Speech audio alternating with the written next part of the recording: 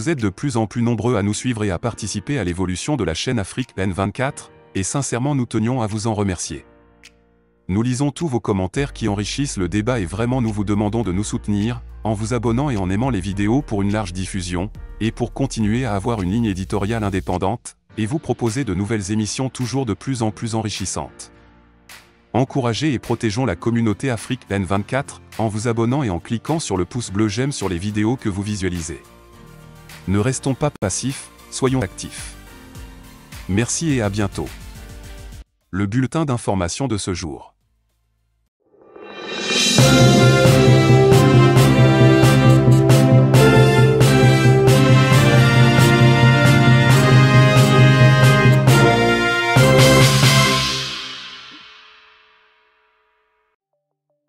Racisme contre une jeune fille noire en Irlande. Lors d'une cérémonie de remise de médailles en Irlande, une jeune gymnaste a été injustement exclue en raison de sa couleur de peau.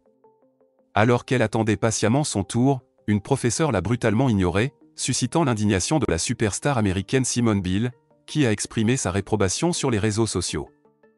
En réaction aux commentaires de l'athlète américaine, la Fédération irlandaise de gymnastique a publié des excuses lundi pour le comportement présumé raciste d'une de ses officielles envers la jeune gymnaste noire. La polémique en Irlande a été déclenchée par des images montrant cette jeune gymnaste noire être délibérément ignorée lors d'une remise de médaille. Toutes les autres jeunes filles présentes ont reçu leur médaille, sauf elle. La vidéo de l'incident, survenu lors de l'événement JMSTART l'année précédente, montre clairement que l'officiel chargé de la remise des médailles est passé devant la jeune gymnaste, la laissant exclue involontairement de la file d'attente. Un commentaire en ligne a précisé qu'elle avait été littéralement regardée et délibérément omise. Cet incident a suscité l'indignation et soulevé des questions sur le racisme dans le sport dans le monde. La Fédération irlandaise de gymnastique a finalement présenté des excuses pour cet incident, bien que tardive, reconnaissant ainsi les préjudices subis par la jeune gymnaste noire. Cependant, de nombreux commentateurs estiment que les excuses ne suffisent pas à effacer le traumatisme et les conséquences à long terme de cette injustice sur la vie de cet enfant. C'est profondément indignant et bouleversant. Ceux qui se présentent comme des amis ou des partenaires de l'Afrique révèlent leur véritable nature. Ils peuvent prétendre être engagés envers notre continent, mais en réalité, ils manifestent un racisme flagrant. C'est pourquoi il est impératif que nous valorisions notre précieux continent, l'Afrique, et que nous restions solidaires pour le préserver et favoriser son avancement. Le Bénin dément la présence d'une base militaire française sur son territoire. Récemment, des rumeurs persistantes font état de la possible existence d'une base militaire française au Bénin.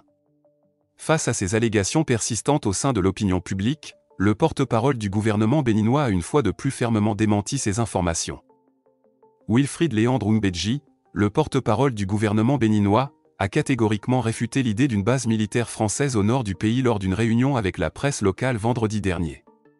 Il a déclaré « Il n'y a aucune base militaire française au Bénin ». Il a également souligné qu'il n'existait aucun accord entre le Bénin et la France qui justifierait l'installation d'une base militaire française sur le territoire béninois. Toutefois, M. Mbedji a précisé que des instructeurs étrangers venaient former les soldats béninois à Kandy, dans le nord du pays. Il a expliqué « Nous avons des instructeurs français, belges et américains qui viennent renforcer les compétences de nos troupes ». Lors de sa visite officielle à Cotonou, Emmanuel Macron avait promis le soutien de la France dans la lutte contre le terrorisme au Bénin. En présence du président Patrice Talon, il avait annoncé une aide en matière de formation et d'équipement pour l'armée béninoise, engagée depuis près de 2 ans dans la lutte contre le djihadisme. Cependant, aucune mention n'avait été faite à ce moment-là concernant l'installation d'une base militaire française. Jusqu'à présent, aucun accord de cette nature n'a été divulgué au public béninois. Néanmoins, le Bénin n'exclut pas complètement la possibilité de recourir à une force étrangère pour lutter contre le terrorisme sur son territoire. Lors de la visite de Paul Kagame à Cotonou, Patrice Talon avait évoqué un projet d'accord avec le Rwanda, qui pourrait éventuellement prévoir le déploiement de soldats rwandais. Il avait déclaré, pour commencer, elle peut aller dans l'encadrement, dans le coaching, dans l'expertise, dans la formation, jusqu'à, si le besoin se fait sentir, dans le déploiement conjoint. Niger. Retrait des forces françaises au Niger. Les propos choquants d'un agent de la DGS sur le plateau de la LCI qui met en lumière le rôle préoccupant de la France au Sahel. Les récentes déclarations de Vincent Crouzet, un ancien agent de la Direction générale de la sécurité extérieure, DGSE, française, ont jeté une lumière crue sur le rôle controversé de la France au Sahel. Ces propos sur la possibilité de monter des opérations de déstabilisation plus clandestines après le retrait des forces françaises du Niger ont suscité de vives critiques et ont renforcé les soupçons quant à l'impact déstabilisateur de la présence française dans la région. Les propos de Crouzet ont été perçus comme une révélation choquante, mettant en lumière ce que certains considèrent comme une politique néfaste de la France au Sahel. Les propos de l'agent de la DGSE selon laquelle la France doit maintenir la violence à tout prix pour assujettir les pays de la région est profondément troublante. Cette révélation suggère que la France aurait joué un rôle actif dans le maintien de l'instabilité, ce qui va à l'encontre de l'objectif déclaré de lutte contre le terrorisme et la stabilisation de la région. Le retrait des forces françaises du Niger et, plus largement, du Sahel, est un développement majeur qui suscite des inquiétudes quant à la stabilité de la région.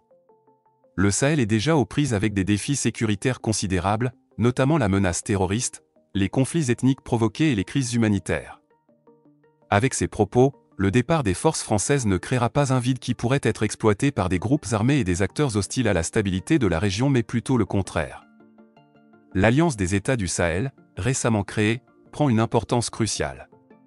Les pays membres de cette alliance, comprenant le Mali, le Niger et le Burkina Faso, ont pour objectif de coordonner leurs efforts pour faire face aux menaces sécuritaires et assurer la stabilité dans la région. C'est une étape nécessaire pour combler le retrait des forces françaises. Les récentes révélations de Vincent Crouzet, ancien agent de la DGSE française, mettent en lumière l'importance cruciale du retrait des forces françaises du Niger pour assurer la stabilité de la région du Sahel. Ces propos renforcent l'idée que la présence française aurait pu contribuer à maintenir une certaine instabilité dans la région. Il souligne également la nécessité impérative de surveiller de près toutes les actions et les interventions occidentales dans cette région critique. Le départ des forces françaises offre l'opportunité aux États du Sahel de renforcer leur coopération pour faire face aux menaces sécuritaires. Burkina. Plusieurs officiers arrêtés pour tentative de coup d'État. Au Burkina Faso, un certain nombre d'officiers militaires ont été appréhendés suite à une tentative de coup d'État avortée le 26 septembre, selon un communiqué du gouvernement burkinabé. Les autorités ont indiqué que des officiers et d'autres individus présumés impliqués ont été arrêtés, tandis que d'autres sont activement recherchés. Le gouvernement dirigé par Ibrahim Traoré a expliqué que cette tentative de coup d'État avait été déjouée grâce aux services de renseignement et de sécurité du Burkina Faso. À l'heure actuelle, des officiers et d'autres individus présumés impliqués dans cette tentative de déstabilisation ont été interpellés, et d'autres sont activement recherchés, a déclaré le gouvernement. Il a été révélé que les personnes impliquées dans ce sinistre projet de déstabilisation avaient pour dessein sombre d'attaquer les institutions de la République et de plonger le pays dans le chaos.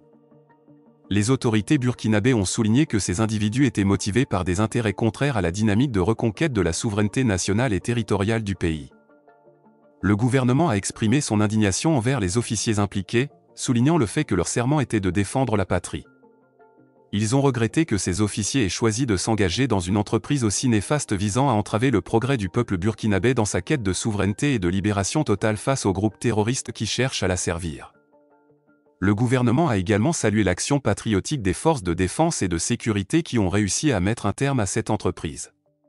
Il a rendu hommage au peuple burkinabé, en particulier à sa jeunesse, pour son engagement résolu et historique à défendre la patrie contre tous ceux qui cherchent à faire reculer le pays dans l'histoire.